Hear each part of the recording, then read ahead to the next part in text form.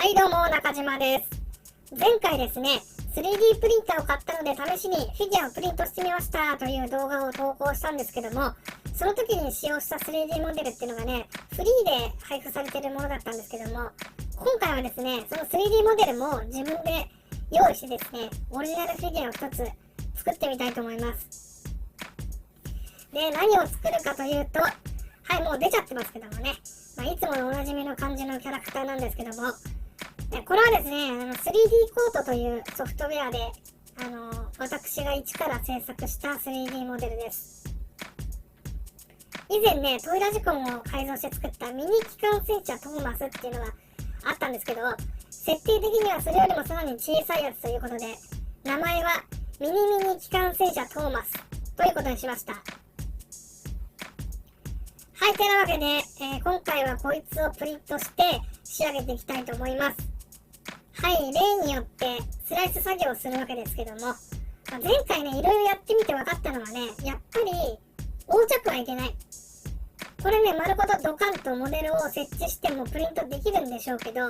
こうしちゃうとね、造形終了までの時間が、今3時間38分と出てますけど、これっていうのはなぜこんな長くなっちゃうかっていうとですね、高さがあるからなんですね。光造形プリンターの造形スピードっていうのは、造形物の高さに比例するみたいなんですね。で、要はパーツ分けして、斜めに配置して全体の高さをなるべく下げると造形時間を短縮できるようですね。あとね、前回の動画で、平面が水平になる部分を少なくした方がいいみたいなことを言ったと思うんですけど、あれはね、ちょっと自分の認識が間違ってましてね、どういうことかっていうと、一面で印刷する面積を小さくして、印刷面から造形した面を引き剥がすときのね、負担を減らすのが目的らしいですね。完全に理解したわけじゃないですけど、ちょっとずつ分かってきましたよ。はい、てなわけで、デカ物をドンと置くんじゃなくてね、ちゃんとパーツ分けをして考えながら配置していきましょう。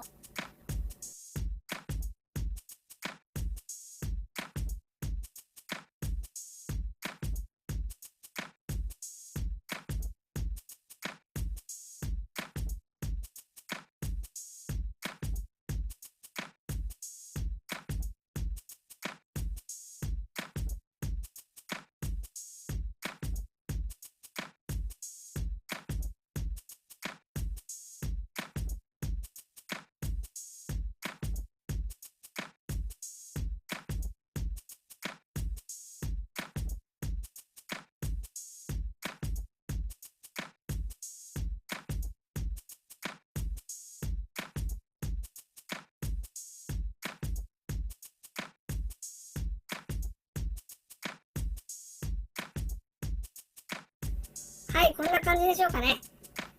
早速ね、これで出力してみましょう。今回はですね、この 3D プリンターのメーカー純正の UV レジンを購入したので、これを使ってみたいと思います。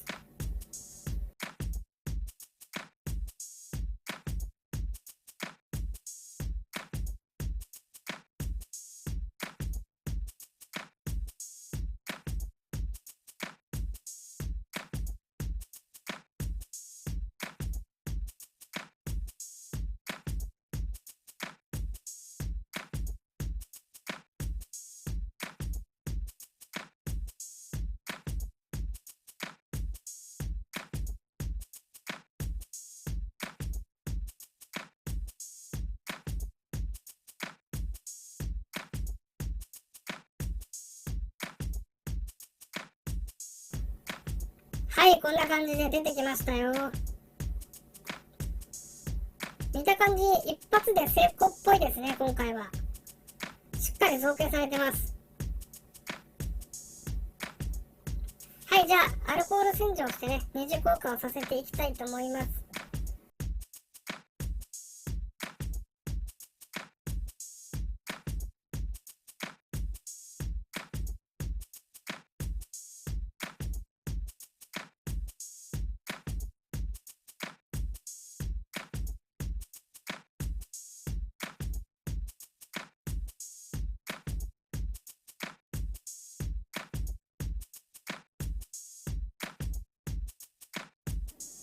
ははい、二次交換の工程が済んだので、サポート材を外して、ざっとバリを取ってみました。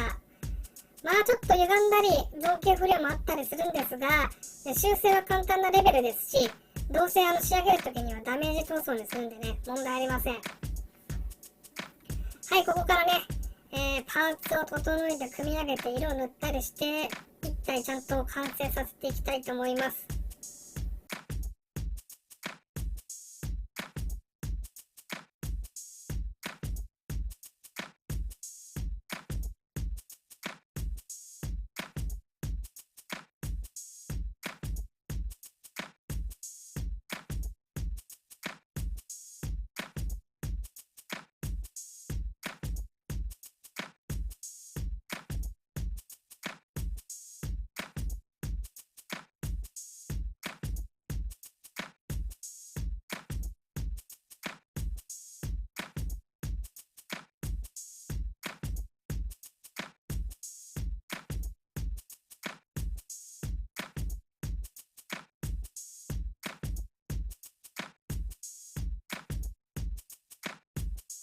はい、というわけで完成しました。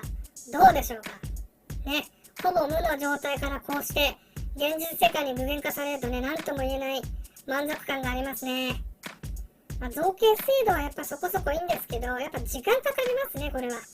3D プリンターがあればじゃんじゃん増産できるじゃんと思ってたんですけど、この造形面積で1台じゃ結構きついですね。でその後の作業量も結構あるんでね。増産するとするなら、これを一度出力したパーツをそれぞれ仕上げて、シリコンでパーツごとに型取りして、二液性のね、レジンキャストで手流しで複製した方がいいかなと思いますね。実はですね、チャンネル登録者数40万人突破記念ということで、ミニミニ機関電車トーマスを20個ぐらい作ってね、プレゼント企画をやりたかったんですけども、ちょっとね、まだ無理かもしれないですね。何か方法を考えたいと思います。もしかしたら50万人突破記念ぐらいになっちゃうかもですが、いずれね、プレゼント企画はできたらいいなと思います。はい、さてね、今回はここまででございます。最後までご視聴いただいてありがとうございました。それではさよなら。